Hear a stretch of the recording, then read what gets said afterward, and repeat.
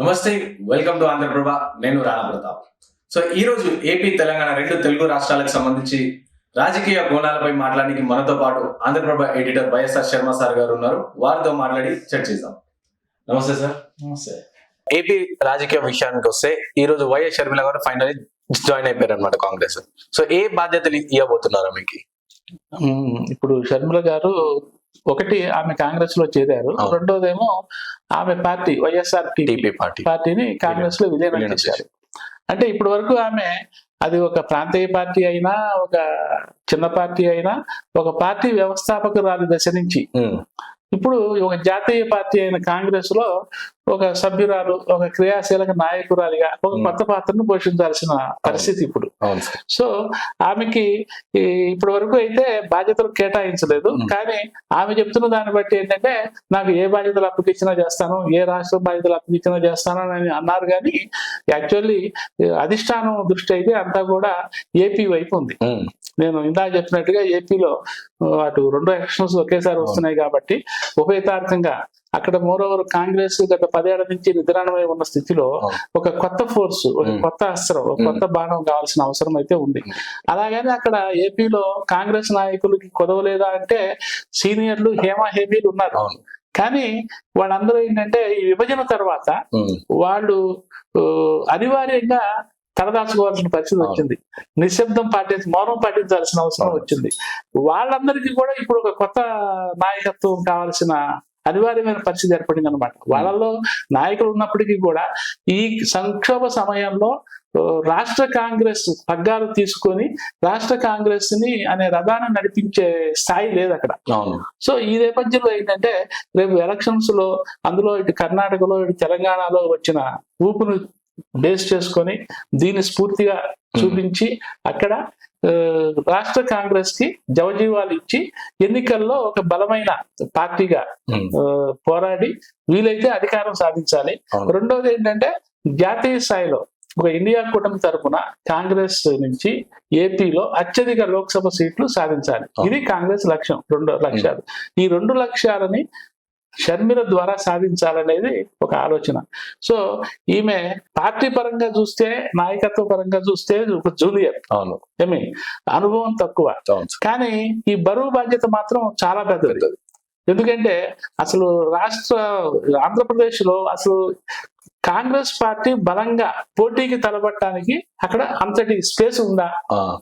Political space, రాజకీయ శూన్యత ఉందా? ఎందుకంటే ఇప్పుడు అక్కడ ఆల్రెడీ వైసీపీ బలంగా ఉంది, టీడీపీ జనసేన బలంగా ఉంది, ఇక ఎటు బీజేపీ ఉంది కింద అట్టడుగు స్థాయిలో, దానికి కొద్దిగా గొప్ప ఉంటుంది. ఏమండి మరి ఇంత మొత్తం వీళ్ళందరూ కలిసి ఏపీని మొత్తంగా ఆక్రమించిన తర్వాత ఈవిడ షర్మిల గారు వెళ్ళి అక్కడ ఏ స్పేస్ ని కొల్లగొట్టాలి, ఏ స్పేస్ దగ్గర ఆవిడ ఇదేయాలి, దుకాణం పెట్టాలి. ఇది చాలా ఆసక్తికరమైన అంశం. అంటే దీన్ని బట్టి ఆవిడ ఇటు వైసీపీ, అటు టీడీపీ, ఇటు జనసేన, బీజేపీ నుంచి కొంతమందిని ఆకర్షించగలగాలి. అంతేగా? ఆకర్షిస్తే అదొక ఫోర్స్ గా నిలబడుతుంది. సో వాళ్ళని ఆకర్షించడానికి ఆమెకి ఉన్న శక్తియుక్తులు ఆవిడ ఏ స్థాయిలో విడండి. ఇప్పుడు అక్కడ ఉన్న వాళ్ళందరూ మోరాలిస్ చాలా సీనియర్స్ ఉన్నారు, ఏ పార్టీలో చూసినా. ఈవిడ ఒక్కతే జూనియర్.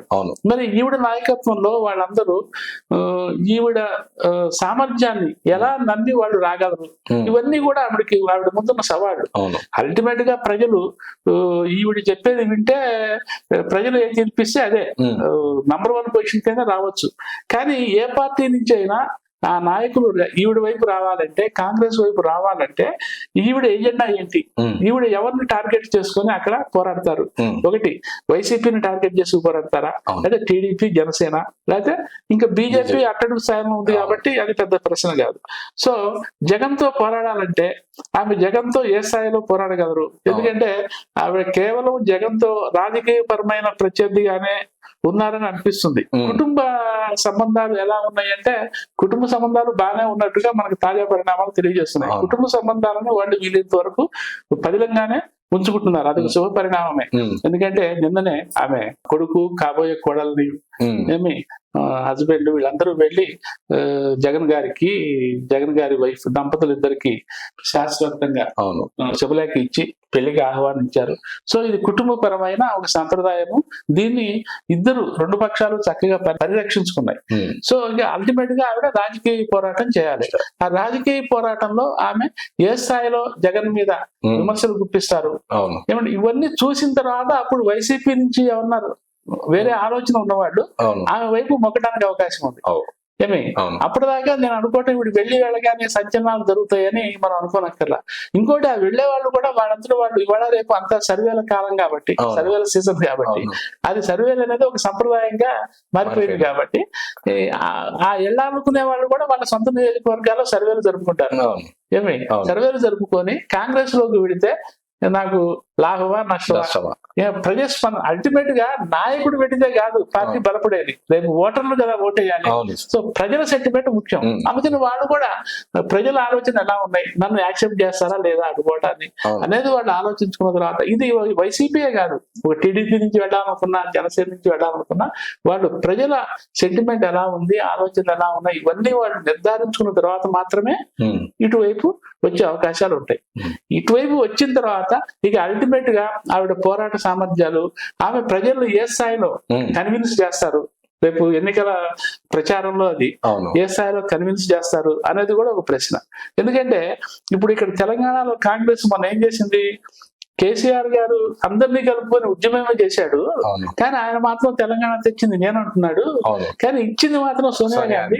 మేము అసలు 10 ఏళ్ల నుంచి దాన్ని మనం చెప్పుకోలేకపోయినాము, అందువల్లే మనం అధికారంలోకి రాలేకపోయినాము అనేది ఒక బలమైన పాయింట్ ను పట్టుకొని రాష్ట్ర నాయకులు అండ్ ఢిల్లీ నాయకులు కూడా దాన్నే పదే జనంలో గుచ్చారు. సో తెలంగాణలో కాంగ్రెస్ రావడానికి ఆ పాయింట్ కూడా ఒక బలమైన అస్త్రంగా పనిచేసింది. అంటే తెలంగాణలోనేమో తెలంగాణ ఇచ్చింది మా పార్టీ అని గట్టిగా చెప్పి అధికారంలోకి వచ్చిన పార్టీ వెంటనే కొన్ని నెలలు జరగకముందే ఏపీలో ప్రజల సెంటిమెంట్ ఎలా ఉంటుంది, మమ్మల్ని అనవసరంగా చీల్చి అన్యాయం చేశారని కదా వాళ్ళు. మరి తెలంగాణ ఇచ్చింది మేమే గంటాపదంగా నిన్న దాకా ఇక్కడ చెప్పిన వాళ్ళు ఇప్పుడు ఏపీలోకి వచ్చేసరికి ప్రజల సెంటిమెంట్ ని ఎలా ఆకర్షిస్తారు అనేది ఒక పెద్ద ప్రశ్న. ఇవన్నీ అయితే ఇది షర్మిల సమస్య కాదు, కాంగ్రెస్ అధిష్టానం సమస్య. వాళ్ళు దీన్ని ఎలా ప్రజలను మెప్పించి ఒప్పించి వాళ్ళ వైపుకు మరల్చుకుంటారనేది ఓ పెద్ద ప్రశ్న.